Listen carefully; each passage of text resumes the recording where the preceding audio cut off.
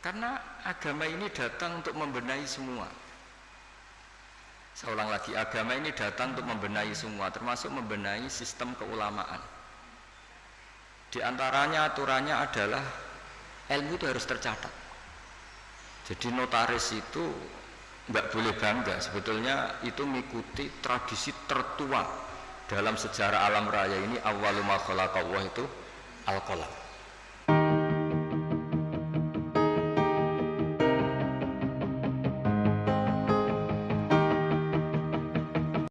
Assalamualaikum warahmatullahi wabarakatuh. Bismillahirrahmanirrahim. Rabbi shrah li sadri wa yassir li amri wahlul 'uqdatam min lisani. Allahumma shalli wa sallim wa barik ala habibika Mustafa Muhammadin wa ala alihi wa sahbihi asma'in, nama ba'du. Yang kita hormati bersama Ketua Umum Pengurus Pusat Notaris Muslim Indonesia Bapak Heri Sosiawan SHMH, Bapak Sekretaris Umum Bapak Ahmad Bangsali SHMKN, ya, Bapak Dewan Penasehat Notaris yang saya hormati, Bapak Zainal Arifin yang saya hormati, PLT Bupati Rembang saya hormati, semua yang hadir yang saya hormati. Kita akan ngaji fikih tentang notaris. Tadi yang diceritakan Pak Arifin itu sisi baiknya, tapi tadi saya bisik-bisik sama Pak Imam itu bisa nggak dipakai bodoni, ya bisa kan? Ya memang lembaga apa saja itu bisa dipakai nipu, ya. Agama ya bisa dijual, kekerasan yang bisa dijual, kelemah lembutan yang bisa dijual. Jadi ibu-ibu ini yang cantik-cantik itu kalau ketemu orang tuh malah kesunatan tuh judes.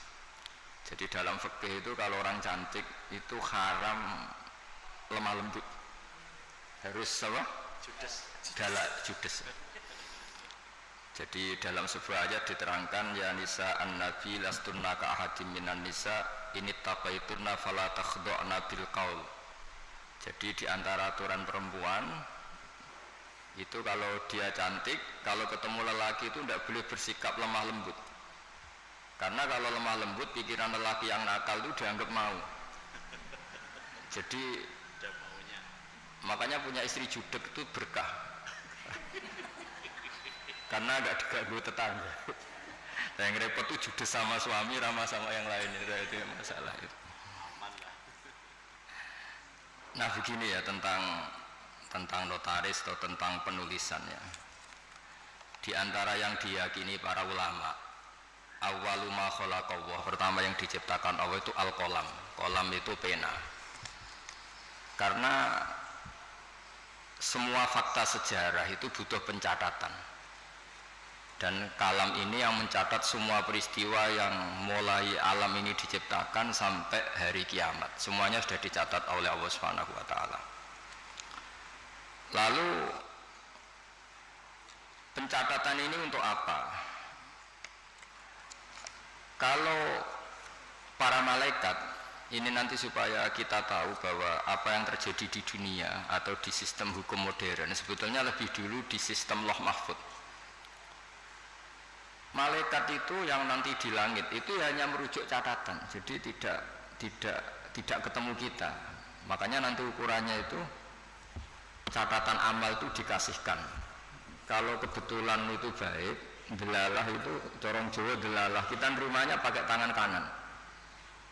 Kalau buruk catatan itu kita nerima dengan tangan kiri, masih lumayan, ini buruk yang medium. Kalau buruk banget sudah nerimanya tangan kiri, kita menerimanya dengan memunggungi yang ngasih.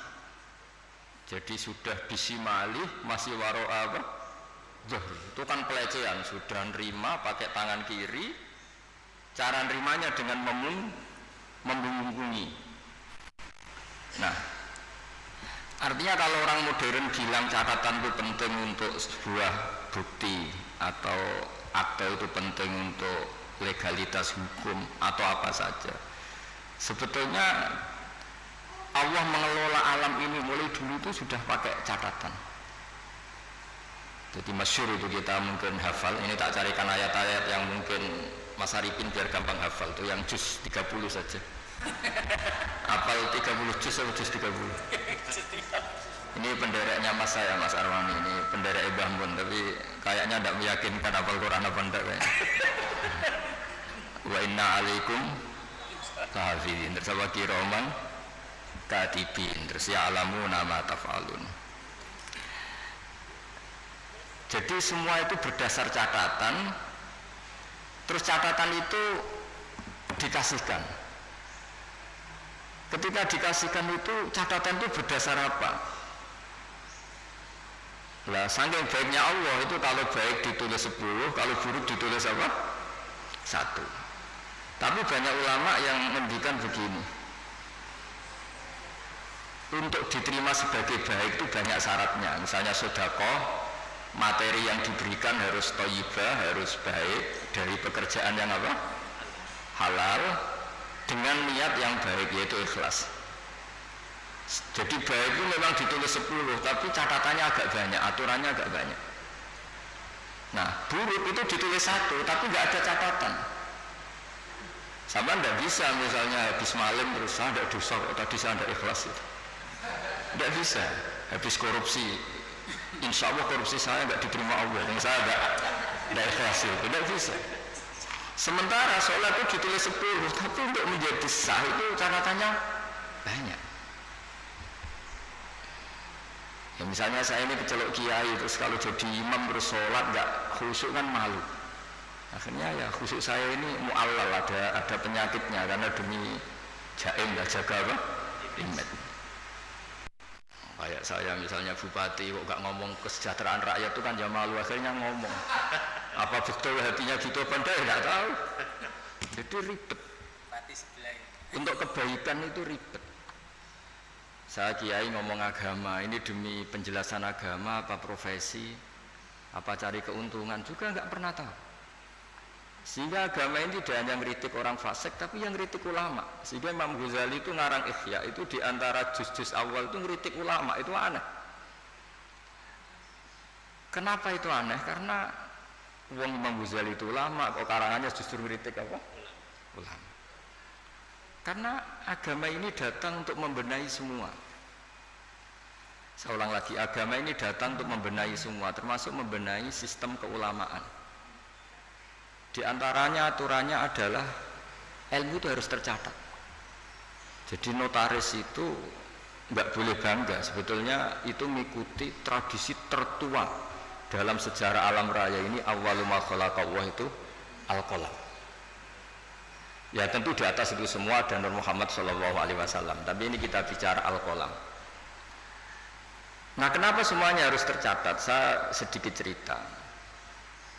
Banyak ulama yang berpendapat, pertama yang bikin kolam yang bisa memanfaatkan atau menggunakan alat tulis itu Nabi Idris. Itu beliau nulis terus. Sehingga beliau itu warfa'na humatanan aliyah, termasuk Nabi yang punya derajat yang tinggi. Karena jasanya itu suka nulis. Nah, akhirnya ini saya cerita ilmu keahlian yang saya tekuni, keahlian disiplin yang saya tekuni. Ketika Rasulullah SAW masih sugeng, itu semua yang dilakukan itu dicatat. Andai kan nggak dicatat, maka kita tidak tahu mana yang dulu, mana yang belakang, dan nanti punya efek hukum yang dulu bisa dinasah, dibatalkan oleh catatan yang lebih baru. Seperti undang-undang juga gitu, ada revisi semuanya, ada amandemen semuanya ada itu. Itu semuanya dicatat. Tapi jangan katakan catatan itu mengikat, ya tidak juga. Karena yang bohong juga banyak, sehingga dalam ilmu hadis ada hadis maudhu, dipalsukan. Jadi kalau notaris kok ceritanya baik semua ya Pak Arifin, ya tidak mungkin hadis saja bisa dipalsu, apalagi notaris aktor. Itu di Jakarta saya sering ketemu orang-orang kaya kalau cerita, satu tanah sertifikatnya bisa 3, asli semua. Itu kan ribet. Nah, kalau di dunia perdukunan itu semuanya bilang punya Nogososro, asli semua. Sing ahli Istanbul ya semuanya punya Istanbul, semuanya ngeklaim asli semua. Jadi catatan itu penting. Tapi kemudian validitasi tadi menurut agama itu siapa? Dulu, era dulu yang dipercaya itu orang adil. Orang adil itu orang yang nggak pernah dosa besar atau tidak sering melakukan dosa kecil. Lalu dunia ini bergeser lebih mendengar ke saksi ahli. Ini yang mulai agak ruwet menurut agama, tapi nggak ruwet menurut ilmu modern. Yaitu saksi itu harus orang yang ahli, yang membidangi itu. Padahal ahli itu biasanya ya ahli dalam bidangnya, juga ahli ngakali. Makanya dulu guyonannya Gus Dur itu terkenal itu. Ada ustadz itu agak salah gitu. Ya memang salah gitu. Ada wartawan dia nggak ngerti ustadz, singkat cerita, Gus, ustadz itu orang suci, kenapa maksiat? Jawabannya Gus Dur lucu. Yang boleh maksiat itu ustadz, kamu tidak boleh. Kenapa Gus? Karena dia tahu caranya tobat, kamu tidak tahu. Jadi sebelum maksiat sudah tahu, kalau melihat perempuan lain tobatnya wudhu kan gitu. Kalau ngerasani Pak Imam nanti tobatnya minta maaf kan, sebelum dosa sudah tahu caranya tobat. Nah, orang-orang ahli hukum, ahli pidana itu tahu cara ngakali pidana. Jadi, nah ini PR bagi kita semua. Lalu Allah itu tahu semua apa yang akan dilakukan hambanya, termasuk akal-akalan itu. Baik akal-akalan mereka yasa kebenaran maupun akal-akalan dalam apa saja. Di sini akhirnya Quran itu ya bicara wa makaru wa makarallah wa huwa khairul makirin. Karena manusia itu mulai dulu cerdas. Ketika orang Yahudi dilarang berburu hari Sabtu dan hari Sabtu itu ikan banyak, mereka tidak berburu hari Sabtu, bikin jebakan, ya. Jadi bikin jebakan tok tapi nggak diambil. Setelah ikan itu tertahan, diambilnya hari Minggu, ya. Jadi ya, jebak. Ya, jadi orang Sabtu ini tapi Minggu. Jadi Nabi Idris itu cerita yang terkenal, yang pertama manfaatkan alat tulis itu. Sampai anda usah tanya ini riwayatnya ini hoax apa enggak, hadisnya maudhu apa enggak. Nanti setelah alim saja tanya itu. Sebelum alim jangan tanya dulu. Baca kitab tidak bisa konyol al hadis maudhu enggak, ini ribet orang-orang. Nanti setelah alim bisa baca kitab baru debat saya, supaya nanti kalau masih debat tak tanya sudah alim kok enggak belajar apa sendiri. Nabi Idris itu ingin masuk surga. Singkat cerita, dia itu berdoa, ya Allah, di antara anak ini, cerita ini jarang saya ceritakan, pertama ini saya cerita di semua ngaji baru ini saya cerita. Ini agak spesial notaris ini, karena Nabi Idris ini Nabi pertama yang apa? Memanfaatkan tadi alat tulis. Itu Nabi itu ya aneh cara berpikir. Nabi itu memang ya agak aneh cara berpikir, tapi anehnya orang baik. Saya itu kok kasihan sama malaikat yang ngatur matahari. Kan kalau menurut keyakinan agama semua sistem alam raya ini dipasrahkan malaikat. Lahu muakibat, pokoknya semua yang mengatur alam raya ini sama Allah dipasrahkan sama malaikat. Lalu orang modern entah bilang itu satu sistem atau satu apa terserah, tapi kalau istilah agama itu malaikat. Makanya diantara jawabannya Pak Quraisy Shihab ketika ditanya kalau makanan ada malaikatnya, hewan ada malaikatnya, padahal menurut ilmu modern itu tidak ada. Terus kata Pak Quraisy, jika gizi kamu katakan gizi, lalu vitamin kamu katakan vitamin, tidak ada yang larang, kenapa agama pas bilang itu ada malaikat kamu ribet gitu. Jadi sebetulnya manusia itu ya lucu. Ketika sama tak kasih tahu, pisang itu ada vitamin apa? Kamu kan jawab vitamin A. Andai kan dulu penemunya bilang vitamin Z gitu kan, kamu tetap bilang Z. Iya kan? Kenapa ketika kita bikin istilah malaikat ribet? Jadi sebetulnya manusia itu aneh. Ya dulu orang ya nggak ada namanya bupati, adipati. Sekarang jadi bupati. Mungkin pencipta bahasa adipati memang kepiye bukan jadi bupati itu adipati. Ya itu kan masalah nama saja, masalah apa? Singkat cerita Nabi Idris itu ya Allah, tolong beri keringanan malaikat yang bagian ngatur matahari. Sebagian ngatur orang cantik kan ringan, bagian ngatur pohon-pohon yang indah itu ringan. Bagaimana malaikat yang ngatur apa? matahari, panasnya kayak gitu. Terus kata Allah, doa kamu saya kabulkan. Hari setelah doa itu malaikat yang bagian ngatur matahari itu merasa rileks, nggak seberat kayak biasanya. Akhirnya tanya, ya Allah, kenapa saya sekarang jadi ringan tugas saya? Ya berkat doa ini Nabi Idris. Singkat cerita, terus tolong beri hak dia terbang ke langit karena sudah mensyafaati saya. Terbang dia ke langit. Ketemu malaikat. Jadi orang baik itu ya kadang ngakali. Ketemu malaikat Israel, tolong saya kasih tahu rasanya mati. Tapi ya kasih mati dia. Akhirnya di surga. Setelah di surga itu cerita kiai kuno itu, setelah kamu belum saatnya masuk surga, pulang lagi. Terus kata kiai kuno itu sandalnya ditinggal satu. Terus kata Nabi Idris, saya belum bisa keluar Gusti sebelum sandal itu ketemu. Surga itu luas, dicari sampai sekarang nggak ketemu.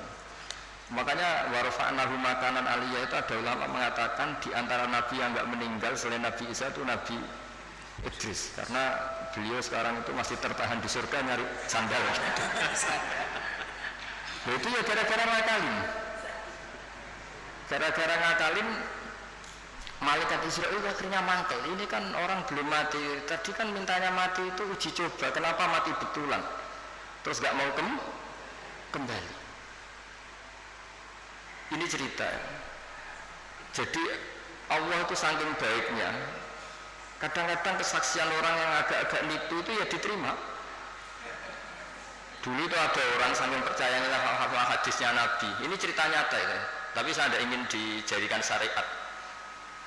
Ada orang tuh saking percaya sama hadisnya Nabi, dalam hal itu bagus, tapi dia harus nipu untuk mengaplikasikan itu. Yaitu ada hadis, siapa yang mati disaksikan orang sekian, dia orang baik, maka dia akan masuk surga. Dia itu enggak orang baik sama sekali, akhirnya nyewa orang. Pokoknya nanti kalau saya mati, kamu harus bilang saya ini orang baik. Nyewa. Tiga kali. Bayar sih. Iya, supaya punya akte bayar. Tapi tidak tahu kalau contohnya itu tidak tahu. Semoga itu tidak terjadi. Atau kalau terjadi ya semoga tobat. Akhirnya itu bayar betul. Dari rumah sampai kuburan ya orang-orang ini ya lah gitu. Ini orang baik, ini orang baik. Ya khair tersebut. Itu diampuni sama Allah. Allah bukan nilai bayar nyuapnya, tapi nilai wong cek percaya nih beda-beda di Nabi. Salah hadisnya. Jadi orang itu mempunyai sisi aneh.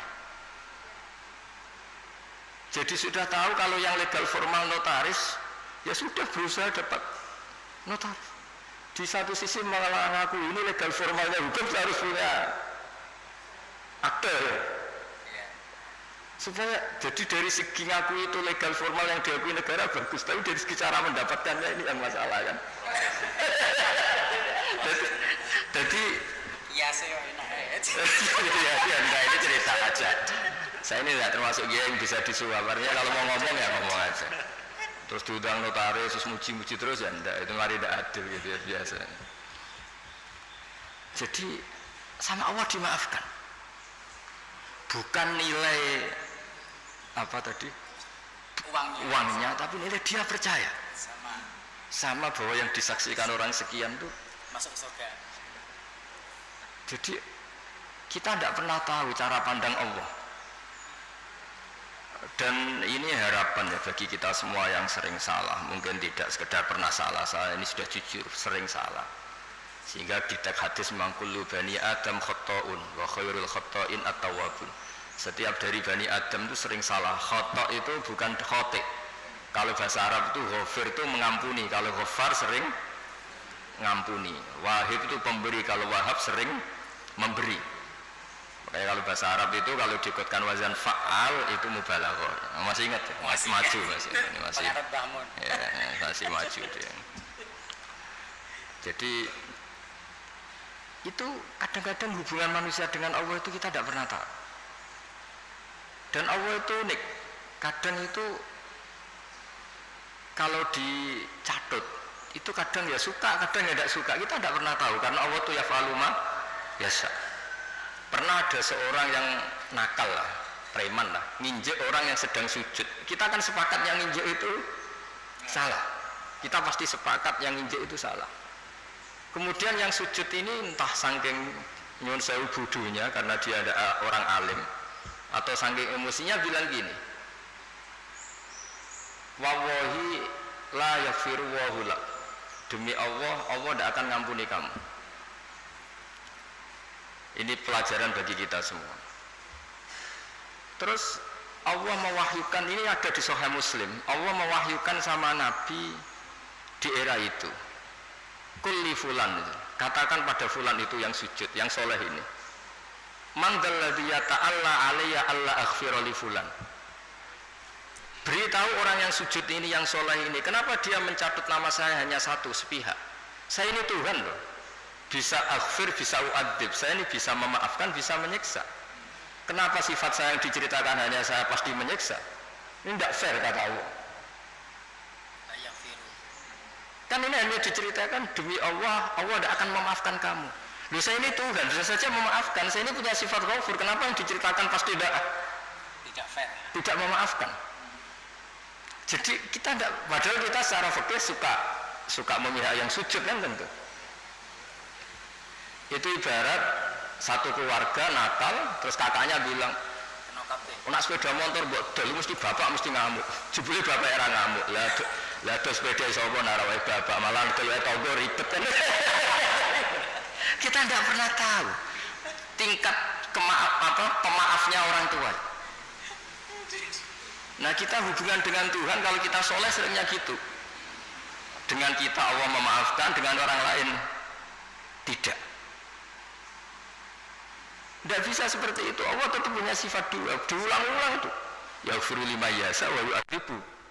Tapi inginnya kita sama orang lain, apalagi itu musuh kita, Allah yu'adzibu man yasha. Tapi dengan kita yaghfir. Jadi Allah itu kita atur kan. Itu tidak boleh. Allah tetap yaf'alu ma yasha. Jadi bisa saja saya nanti masuknya surga itu dulu Pak Imam saja, meskipun hanya PLT Bupati, bisa saja. Karena Allah yaf'alu masa boleh saja. Tapi boleh juga kalau dia dahulu saya diusir lagi ya boleh saja kan. Tapi yang jelas itu Allah nggak suka dicatut sepihak, itu nggak suka. Nah, sehingga maksud saya ngaji di sini, ketika kita sudah punya legal formal akte misalnya, jangan lalu melupakan bisa saja fakta sebenarnya tidak seperti itu. Karena tidak gampang, legal formal mewakili fakta itu tidak gampang. Saya cerita sedikit ini sekaligus peringatan bagi semua yang nangani hukum lah atau legal formal. Saya juga pernah didolani Dirjen Kemenhum. Saya sering cerita dulu ada orang bercekcok di depan Nabi, 2 orang. Itu Nabi cara ngendikan tuh hati-hati sekali. Fala Allah ba'dukum alhana min ba'din. Mungkin di antara kamu ada yang lebih fasih berargumentasi. Fa'ad dia, kemudian saya putuskan sesuai argumentasi yang saya dengar karena lebih meyakinkan. Akhirnya saya menangkan. Tapi ketika saya menangkan dan dia ternyata salah, sebetulnya saya hanya ngasih dia neraka. Maka bertobatlah orang yang berpinter argumentasi. Jadi kan data itu ya bisa dipalsukan, argumentasi bisa dikondisikan, apa saja bisa. Jadi Nabi yang Nabi saja ketika bikin keputusan tentang sengketa-sengketa sosial, Nabi kalau ngendikan fala Allah ba'dukum alhan itu lebih fasih berargumentasi, sehingga saya putuskan sesuai data yang diberikan ke saya. Tapi ketika data itu palsu atau enggak benar, sebetulnya saya hanya ngasih dia neraka. Dan data ini banyak ribet. Ini saya cerita sesuai bidang saya. Nanti yang di notaris atau di kehakiman atau apa saja bisa mengkiaskan, atau orang tua atau apa. Data itu membingungkan. Makanya dulu di antara cerita yang disebut Quran antara Nabi Dawud sama Nabi Sulaiman. Nabi Dawud itu orang soleh. Mulai dhisik nek wong soleh kon mikir teman-teman itu rapati iso. Perkarane iku wis pikirane donya wis pilih buan ngono. Dadi wong soleh nek dadi pemimpin rada ribet. Nanti kira-kira bupati mbek kula ya soleh kula, nek mimpin itu ribet. Wong soleh itu mergo cara wong soleh itu donya iku sepele, buan PPN barang napa? Donya wae. Tapi nek wong rapati soleh kan iman, dadi penting ra soleh itu kadang ya penting. Singkat cerita itu ono isu ya. Ono isu itu wong ayu tapi stres. Diperkosa wong papat. Walhasil akhirnya hamil.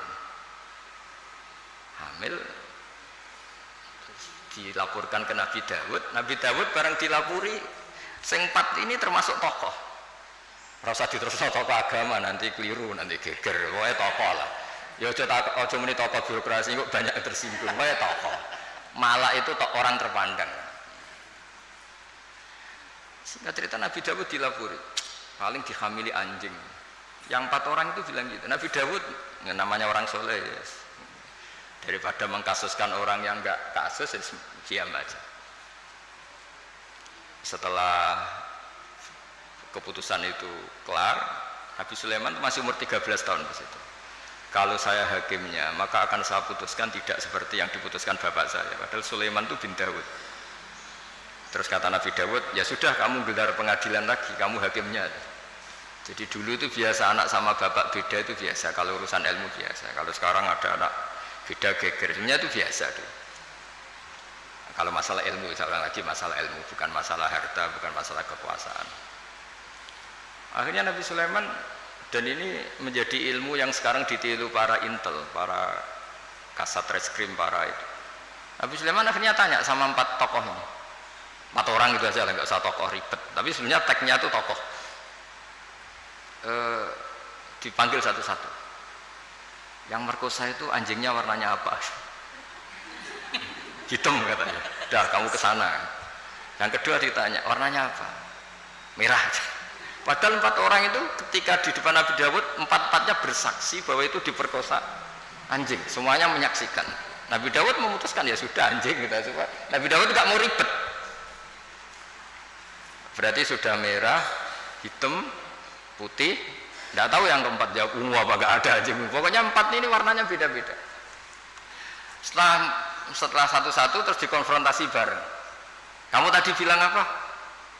Hitam. Kamu tadi bilang apa? Merah. Kamu tadi bilang apa? Putih. Katanya menyaksikan bareng. Kenapa anjingnya jadi beda-beda?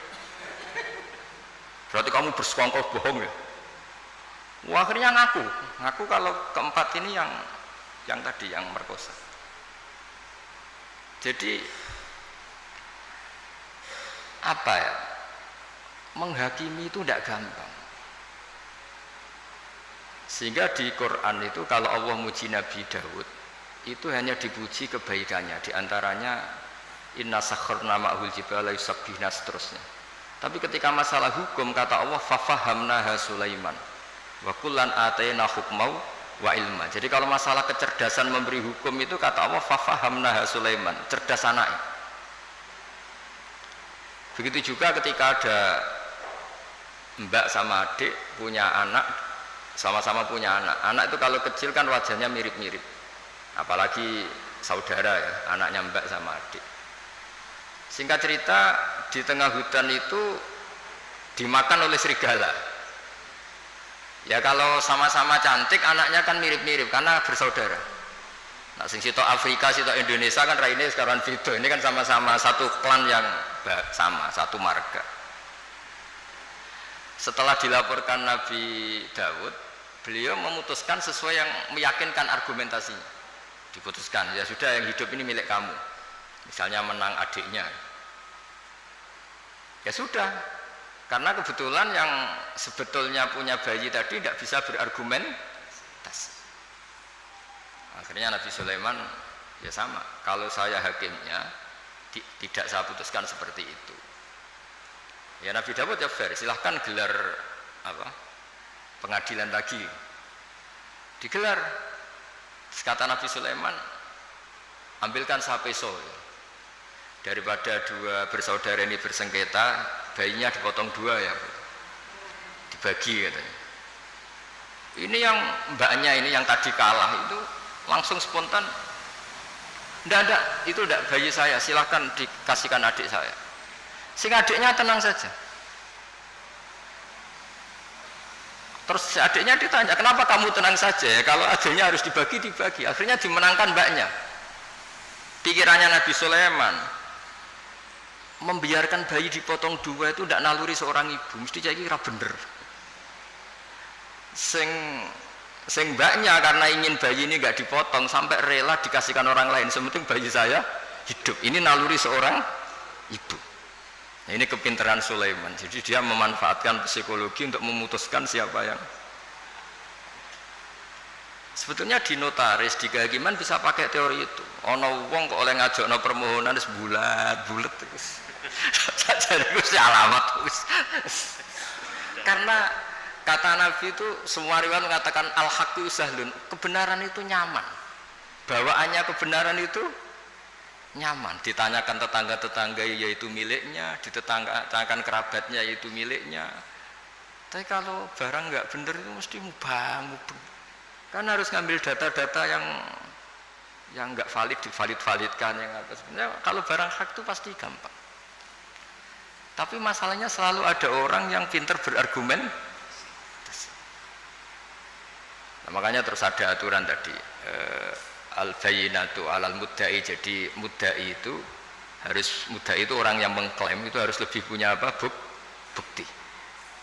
Tapi lagi-lagi ini masalah-masalah yang kita di zaman akhir itu kemudian ada profesi yang kadang-kadang nyuwun sewu keahlian itu lebih dipercaya ketimbang kesolehan. Saya itu kalau boleh komplain itu ya komplain, tapi SKBU takdir. Misalnya ini contoh ya yang terkait kita nekuni agama. Kita ini tentu suka bela orang soleh, itu suka. Kalau saya nuruti ghirah diniyah itu bela orang soleh itu suka. Tapi kita juga harus tunduk sama sifatnya Allah Ta'ala itu wa yaghfiru liman yasha. Juga kita harus tunduk bahwa Allah bisa saja mentobati siapa saja, kapan saja. Jika Nabi itu kalau disuruh masuk mau munafik itu ya nggak mau. Bisa saja Allah itu aradawahu bi khair entah kapan. Kayak apa bencinya Nabi sama Wahsy karena membunuh orang paling dicintai Nabi itu Qatilu Hamzah. Tapi malah Wahsy dikasih apa? Tobat sama Allah. Makanya kata Imam Ghazali, berapa orang sing sabbal anbiya akhirnya yatubu alaihim. Itu yang akhirnya iman sama Nabi itu dulu orang-orang yang pernah ingin bunuh Nabi. Iya, Abu Sufyan itu yang mimpin perang Uhud, Abu Sufyan, mimpin perang Badar, Abu Sufyan. Tapi akhirnya tobat jadi mertuanya Nabi. Sehingga kita ini atas nama agama juga ininya bela orang soleh mati-matian. Tapi atas nama agama juga memberi harapan kepada orang yang sedang fasik karena banyak cerita mereka itu tobat. Sehingga kalau kita atas nama ilmu ya sudah ngikuti cara Allah ngendikan. Misalnya liyajziyallahu shadiqina bisidqihim wa yu'adzibal munafiqina ya insa'a aw yatuba. Sudah kita harus ngomong 2 kali. Allah menyiksa orang munafik itu ya insa'a kalau Allah ingin, aw yatuba atau Allah memberi tobat. Jangan karena kita marah seakan-akan orang itu pasti kena siksa. Tidak mesti juga, bisa saja Allah ngasih ampunan. Makanya ada 2 hadis terkenal dalam hal ini.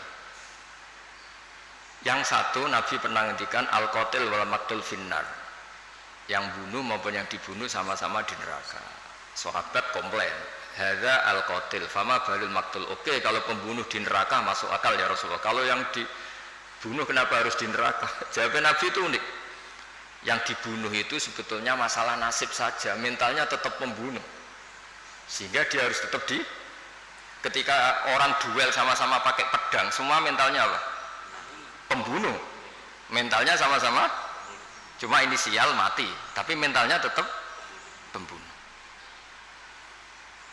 Sehingga dengan dihitung niatnya ini, ya sama-sama harus di neraka. Al-qatil wal maqtul finnar. Tapi Nabi pernah ngendikan juga, suatu saat saking rahmatnya Allah, al-qatil wal maqtul sama-sama happy di surga, sama-sama senang di surga. Hadza yaqtulu hadza fayatubu hadza, ya akhirnya ketemu di surga. Ya tadi Sayyid Hamzah karena dibunuh Wahsy, beliau syahid langsung surga. Wahsy karena tobat dan mengkafaroi membunuh Musailamah al-Kadzdzab juga di surga. Semuanya mungkin karena Allah yaf'alu ma yasha. Dan Allah yaghfiru liman yasha wa yu'adzibu man yasha. Nah di sini kenapa banyak kiai-kiai alim itu tidak tegas. Kata orang yang nggak pinter, kiai NU ora tegas. Sakjane kok perkara tegas ora tegas. Yo pancen ngaji, untuk ngaji wis ngene iki. Jadi bukan urusan tegas tidak tegas, pancen untuk ngaji kabeh ora mesti. Sehingga sing soleh pun berdoa mati-matian supaya husnul khotimah. Kita mungkin saudaranya itu 5. Ternyata mungkin di antara mereka ada yang cara mendapatkannya itu cara Jawa menang-menangan. Ya kan kita tidak pernah tahu.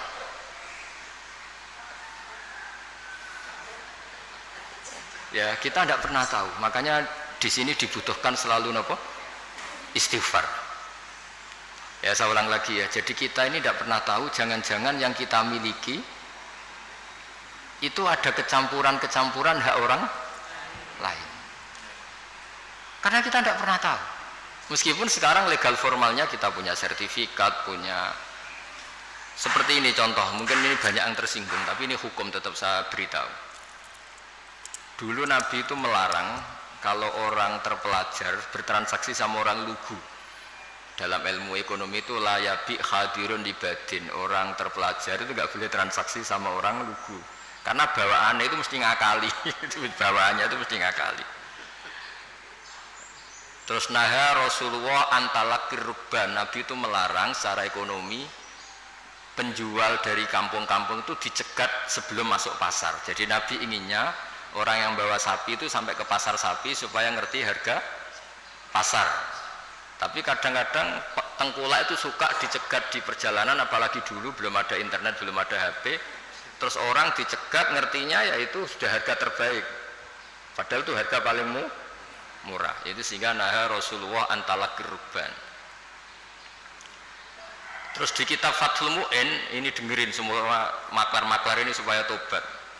Di Fathul Mu'in itu walayasihu bi'ul fuduli. Jual belinya maklar itu enggak sah.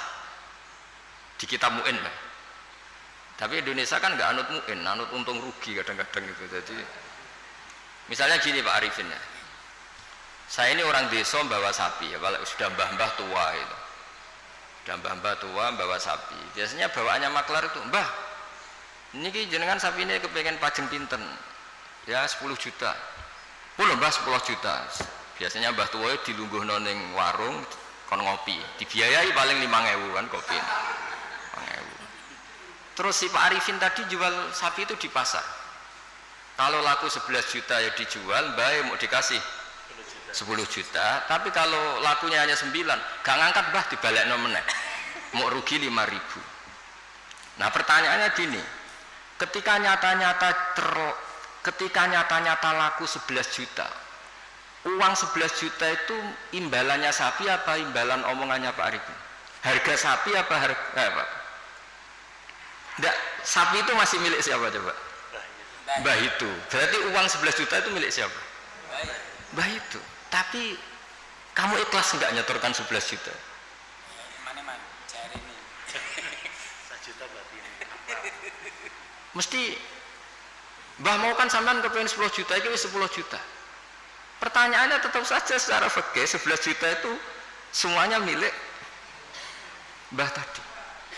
Karena yang kamu jual masih. Nah, sebetulnya ada cara supaya halal. Mbah sapi tak utang. Berarti kalau diutang, nanti ketika payu 11 juta ya kamu ya gak masalah kan posisinya mbah sapimu payu dol piro 10 juta. Oke 10 juta, tak utang mbah ya. Berarti payu 11 juta kamu bayar 10 juta. Tapi resikonya nak payu 8 juta kamu tetap bayar 10 juta. Tapi kalau selama akadnya maklar itu yang kamu jual tetap milik mbah itu, dan berapapun harganya uang itu ya milik mbah itu, karena as-saman fi muqabalatil mabi, harga ini tetap harga barang yang dijual, sementara itu masih milik mbah tadi. Jadi nah saya tidak tahu apa mazhab lain membolehkan itu enggak, tapi tetap normalnya itu ribet. Jadi makanya Nabi itu dulu itu nggak suka kalau ada orang lugu-lugu Dagangan ke wong pinter gak suka. Sampai Nabi ngintikan la yabi hadirun di batin. Hadirun itu orang kota, batin itu wong bedui. Saking inginnya itu. Nah, artinya mungkin di notaris, di kejahakiman, di kejaksaan itu ojo sampai lawang terpelajar berperkara ambek wong lugu. Bawaane iki bodoni, iki dibodoni kan. Apa juga kita harus pakai hukum seperti itu? Potongannya kok lugu mbek wong pinter. Sik mbah ora babak, kok sik golek sing babak. Jadi ini kebenaran saya itu memang ingin mengungkapkan ya. Jadi cobalah perbaiki perilaku kita. Jangan sampai ada pembodohan dalam perdagangan maupun dalam pendidikan. Dulu ketika kita komplain sama sistem pendidikan nasional, kenapa sering ada regulasi juga gitu. Masa yang di NTT sama daerah-daerah terbelakang standar nasionalnya disamakan yang di Jakarta, kan nggak boleh. Sama sebenarnya di perdagangan juga gitu. Masa orang pinter boleh kulak barang di daerah-daerah yang terpencil, mesti bawaannya juga ngakalin gitu. Jadi cuma ya gimana ya kita seperti itu mau, cuma ini cerita ngaji, kamu ngelakoni nggih monggo, mboten nggih istighfar, pokok ini kan cuma saya harus ngomong supaya orang itu ngerti lah sebenarnya agama ini menata semua. Soal kita tidak bisa melakukan itu ya kita istighfar, tapi agama ini sudah mengatur semua supaya sistem ini supaya mengayomi. Kan kula niku angger ana wong desa ngoten. Kadang-kadang kula niku kan kecelok kiai gede lah, kadang-kadang wong ya kepengin Gus kula niku duwe tanah sak menten teng daerah niki dol Gus regane murah. Ayo mending sampeyan nek pinter ae dagangan ribet pinter sik. Karena sampeyan wis butuh duit tenan nulung malah rapopo gak ribet, sanggep ae hibah kek-kekan mergo ribet. Lah saiki ora ngomong di dhuwit iku seneng wong desa tetep goblok. Ben tetep kena di akal. Makanya kadang-kadang nyuwun sewu dinas pariwisata barang gak harus istighfar. Mesti istighfar itu gini, kadang-kadang nyuwun sewu juga yang wisata. Yang wisata nak ditakoki, "Kenapa kamu suka main di daerah ini?" Saya seneng, masyarakatnya masih tradisional. Oh, sejak adol serabi isu-isu. Mereka ini bangsa kita yang juga ingin maju, tapi sing tukang wisata seneng nak mereka tetap desa jadi gue tontonan, bukan gue objek. Kita ini katanya mau mengentaskan dari yang nggak terpelajar menjadi terpelajar. Kadang-kadang manusia pedalaman nyun sewu tinggu tontonan, manusia pohon tinggu. Udahlah, kiai ya istighfar, saya sebagai ulama juga istighfar, semuanya istighfar. Bahkan Nabi yang sempurna, yang maksum, yang nggak pernah salah pun menganjurkan semua orang itu harus tetap istighfar. Tapi kamu misalnya benci dinas pariwisata ya keliru-kelirunya tadi. Awal mereka terakses oleh publik ya gara-gara ini. Dan barokahnya terakses ini suatu saat anak-anak pedalaman ini akhirnya terpelah. Kita tidak pernah tahu hikmahnya. Jadi pokoknya semuanya terus butuh istighfar. Nggak bisa ndak. Ya misalnya secara legal formal, Pak Imam ini PLT Bupati Rembang, mimpin Rembang. Tapi secara hukumnya Allah misalnya, jangan-jangan kamu pimpin tuh wali, orang wali mimpin wali kan ya kurang ajar misalnya. Jadi hukumnya semua hukum, ya ribet kan menurut hukum. Gitu. Tapi ya sudah kita ya ikhlas wae dipimpin panjenengan ini aturan dunia gitu. Makanya kalau nanti guyon mbek Pak Ganjar. Dinanteng dunia mimpin kula sonane akhirat gentenan. Karena memang harus seperti itu. Karena jogeman ulama uga wali, jadi ning dunia dipimpin, ning akhirat dipimpin menang ribet. Jadi kudune gentenan oh. Gantian. Nah ini pelajaran bagi kita. Jadi di antara keinginan Rasulullah SAW itu orang-orang yang tertinggal itu sampai masuk pasar Arifin supaya ngerti harga pasar sehingga mereka terpelajar. Sama lihat di bab di Sahih Muslim atau Bukhari itu betapa Rasulullah itu di bab B itu diulang-ulang itu. Nah Rasulullah antalakir rubban la yabi hadirun libadin. Tapi ini orang sudah mulai lupa, malah seneng kalau ada orang-orang lugu seneng. Kula ning desa wae ijek murah. Nah, ini kalau apa? Artinya kan kita sebetulnya suka kalau bangsa kita ini dolan ning kono wae masyarakat ijek desa. Suweneng. Anak bangsa sendiri, saudara kita sendiri kene wisata dhuwur gubuk, delok petani ijek desa nu sowan. Menawa ning atine kena diakali. Nggak sing seneng rabi yo ngono. Rabi ning kene wae murah. Irit. Irit. Rapi pengin. Jadi Rasulullah itu kayak apa hebatnya itu. Jadi di antara yang dilarang Nabi gimana? Orang-orang desa bersentuhan sama orang. Tapi yang dilarang orang kotanya karena ini yang dianggap subjek. Nah ini enggak niat nyinggung siapa-siapa tapi cobalah. Wong ini ngaji supaya ngerti lah bahwa betapa agama ini mengatur apa? Semua. Saya kira demikian. Assalamualaikum warahmatullahi wabarakatuh. Terima